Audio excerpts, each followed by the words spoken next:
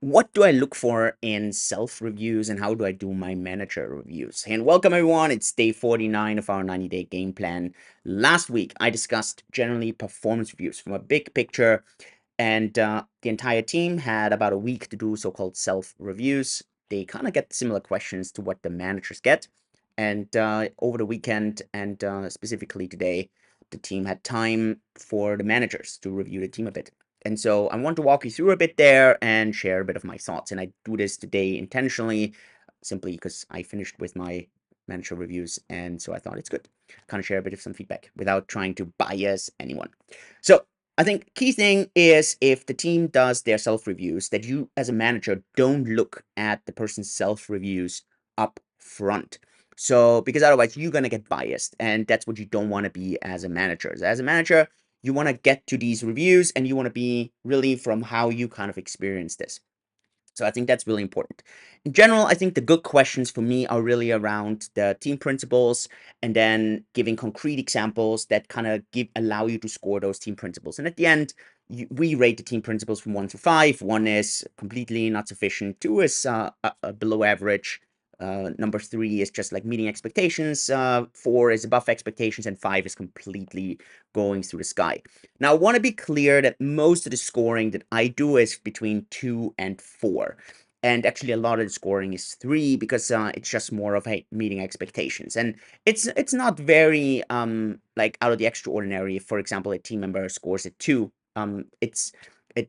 For example, I think on a lot of team principles in this kind of review, especially when it came to the business results. It was a 2, but that doesn't mean that the team member did bad. It was just that the results weren't there, and obviously had a lot to do with the entire market, had to do with the winding up application, and so on. So, right, it's a big, big, big picture.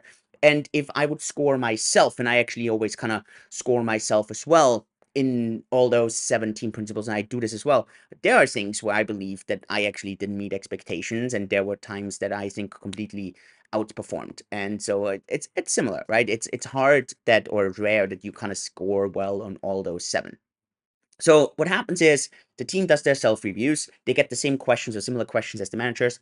And so then I do my manager reviews and then I go through. So first, normally it's always about general kind of reflection over those couple months or whatever time period. Then afterwards, it's going through the 17 principles and evaluating those and reflecting on those. And then at the end, there's just a couple of crucial questions. For example, is the team member up for a promotion? Is the team person up?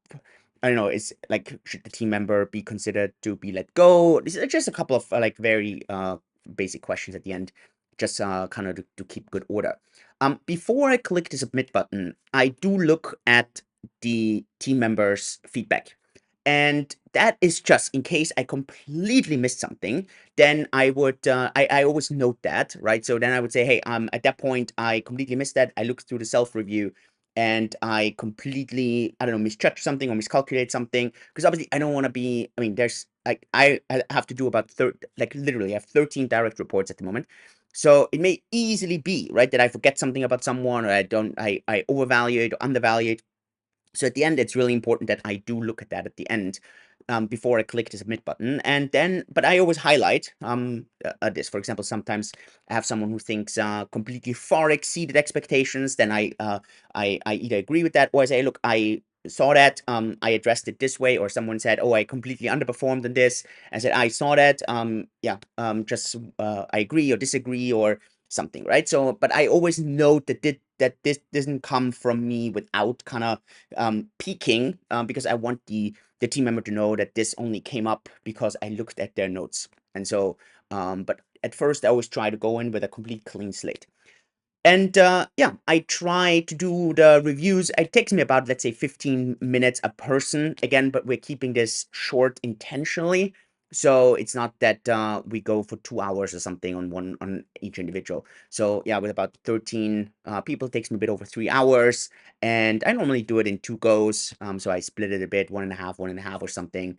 And I think that gives me a really good kind of overview. Again, we're trying not to be too crazy on those. Sometimes this can take an hour or 2 hours on the reflections.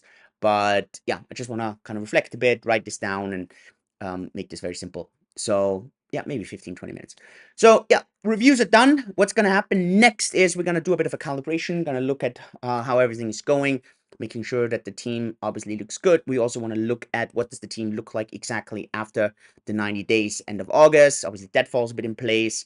And from there, we then take the company forward. So that was the reviews. If you have questions on that, suggestions, specific things, you can let me know down below. Obviously, if there would be performance issues now, this would also be talked about with HR and then given to the team member. So this all comes out during these performance reviews. So that's day 90.